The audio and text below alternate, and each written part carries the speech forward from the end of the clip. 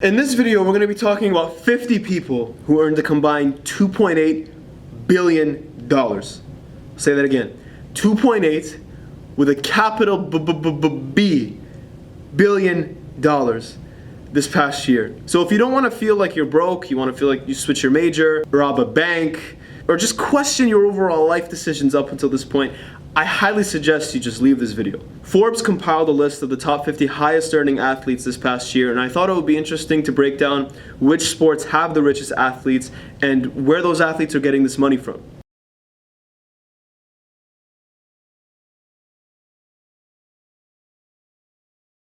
We'll start off with auto racing. I mean, you had two people on the Forbes list make a total of $124.5 million. 36-year-old Lewis Hamilton earned $82 million, and 24-year-old Max Verstappen earned $42.5 million.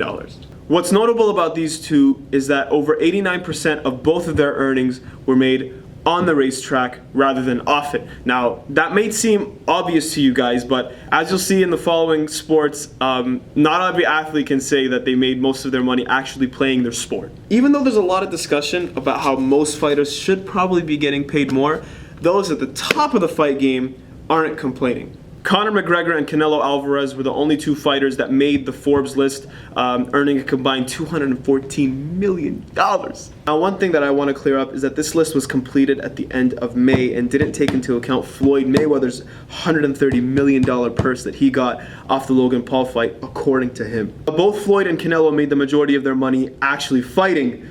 Conor McGregor, on the other hand, made most of his money selling whiskey.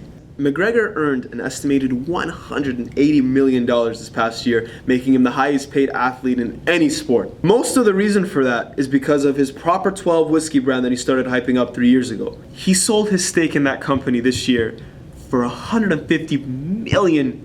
His Proper 12 earnings and his earnings from his first Poirier fight is one thing. That's not even taking into account the earnings he got from the third Poirier fight this past July. Now, people can sit up here and have a debate. I can't really find a golf ball. People can sit up here and have a debate as to whether or not golf is as much of a sport as the other sports mentioned on this list, but what they can't debate is how lucrative the sport can be for those at the top. 3 golfers were on the Forbes list, earning an estimated $145.5 million, with over 82% of that money being made off of the golf pitch. Remember what I said earlier about not every athlete making most of their money actually playing their sport? Tiger Woods racked in $60 million from projects like his first public golf course, his partnership with TaylorMade, cutting a deal with 2K Games for its PGA Tour video game. Phil Mickelson made 40 of his $41 million earned this past year off of the golf pitch with sponsorships like Rolex, VistaJet, and Callaway Golf. Dustin Johnson was the only other golfer in the Forbes list, and he was the only one who made the majority of his money actually playing golf. Johnson earned a total of $44.5 million, with $15 million of that coming from his earnings off of winning the FedEx Cup. It's important to have a good golf swing, but it's also important to have a pretty good agent. Cutting good sponsorship deals is the most important in tennis. 4 tennis players were on the Forbes list. Those 4 players earned a combined $226 million. But that's not the biggest takeaway for me personally. Biggest takeaway is 96% of that $226 million was made off the tennis court. Between 4 tennis players, only $11 million was made actually playing tennis. You probably made more money this past year than Roger Federer did actually playing tennis. Roger Federer only earned about $30,000 playing tennis this past year. On the other hand, he earned $90 million off of the tennis court with deals like the one he cut with Uniqlo, who got him 10 years at $300 million. And that's just an estimated 1/3 of his sponsorship money. Then you have someone like Naomi Osaka, who earned $55 million. Oh, looks like the light turned off. 1 second. I feel like Naomi Osaka might have hired the FBI. Then you have someone like Naomi Osaka, who earned $55 million of her total $60 million earned this past year, made off the court, making her the highest paid female athlete ever. And then you got Serena Williams earning 96% of her $41.5 million through her investments and sponsorships. And then you obviously got a guy like Novak Djokovic, who's earning pretty good money through his sponsorship deals as well. So if you're a top tennis player without a good agent,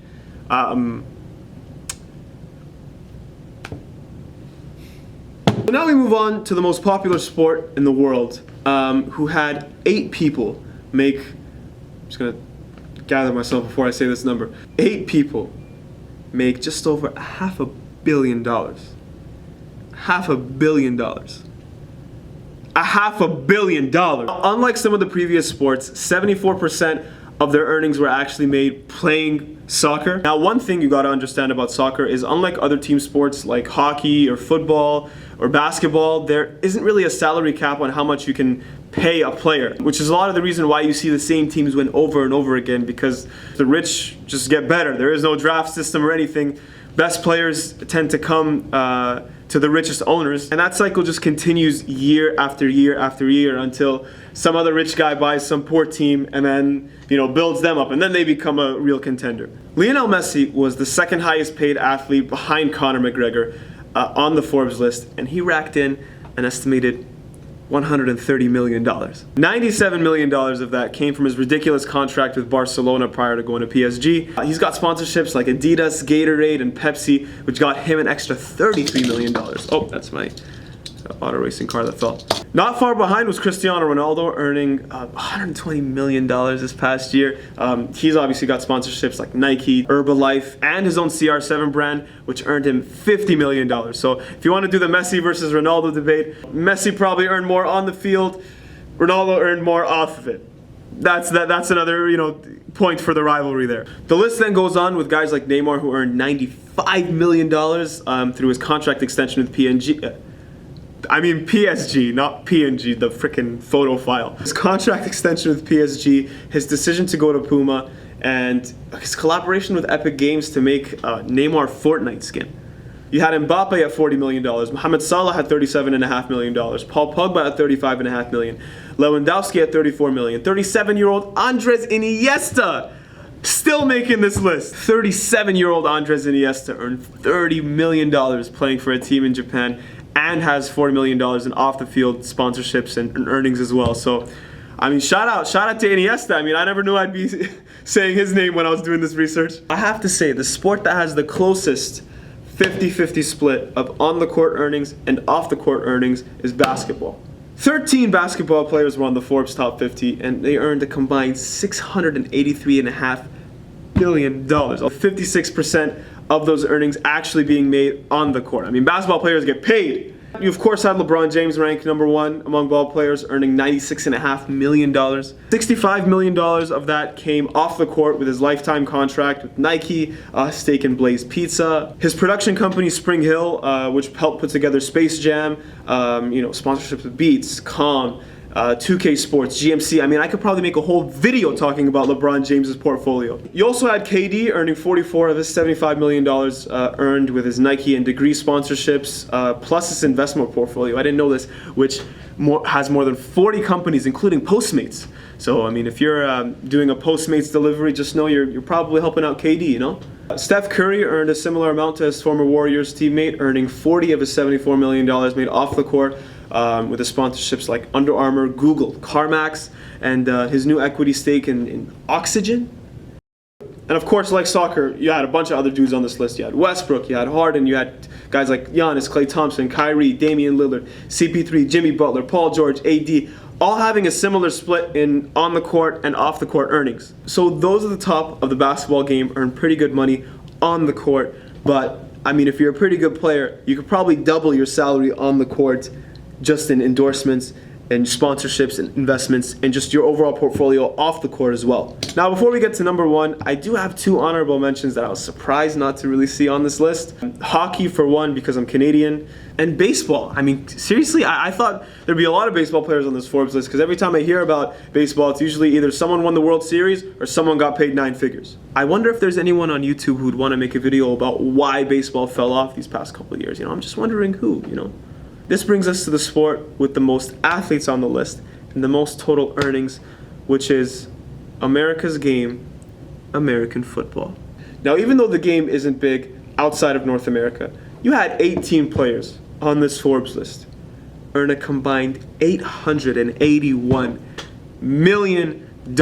What's very interesting for me is, unlike most of the other sports that you've heard me talk about so far, 85% of that $881 million was made actually playing football. This makes it especially crucial to perform really, really well because unlike some of the other sports that I mentioned earlier, most football contracts are only partially guaranteed. That means that you could sign a contract with a football team, but you're only going to earn that full amount that's promised in that contract if you meet certain incentives like are you going to make this all-star or Pro Bowl team? Are you going to reach this statistical metric? Are you going to even stay healthy? Imagine this, you could get injured on the football field and you could, lose a significant amount of money just because you're not healthy enough to play. So if most of the money comes through actually playing and contracts aren't guaranteed, best believe people are going to fight to just get as much money as possible. And the football players I'm about to list absolutely did just that. The top football player on the Forbes list was Dallas Cowboys quarterback Dak Prescott, who earned a total of $107.5 million.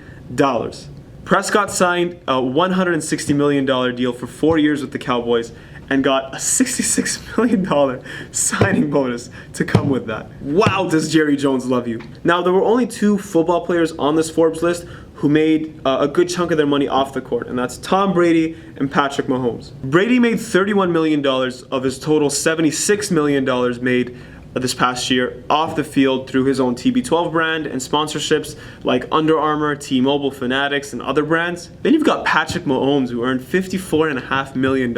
In addition to riding off that massive 10-year, $500 million contract he signed a year ago, he earned $22 million off the field through his deals with Adidas, EA, State Farm, and I'm pretty sure everyone has seen the Head & Shoulders commercials at this point, so yes, he is involved with Procter & Gamble as well. The rest of these guys signed massive contracts and just played at an unbelievable level. You got guys like David Bakhtiari, Ramsey, Myles Garrett, DeAndre Hopkins, JJ Watt, etc., who all just performed really, really well, and that performance helped set them up off the field as well. To wrap up this video, I think the biggest takeaway that us non-athletes can take away from how these athletes are making these millions of dollars is just finding ways to take our skills, our jobs, our knowledge, our reputation, just finding, using all the resources that we have and then trying to leverage that into something else. I mean, you never know, right? If you're someone who's a lawyer, for example, you might be able to contribute to some legal AI company, or if you're a doctor, you could do the same thing in medical, or if you're a trade,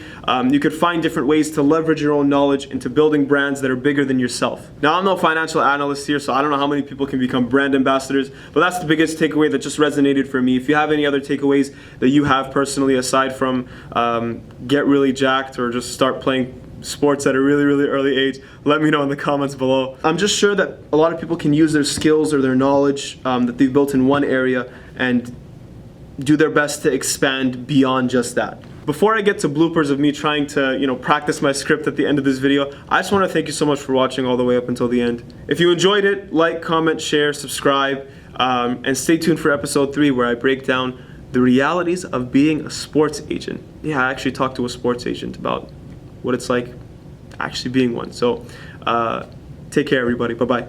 Floyd Mayweather's $130 million purse, according to him, that he made from the Logan Paul fight.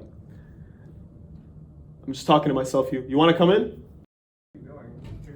I'm just practicing my script.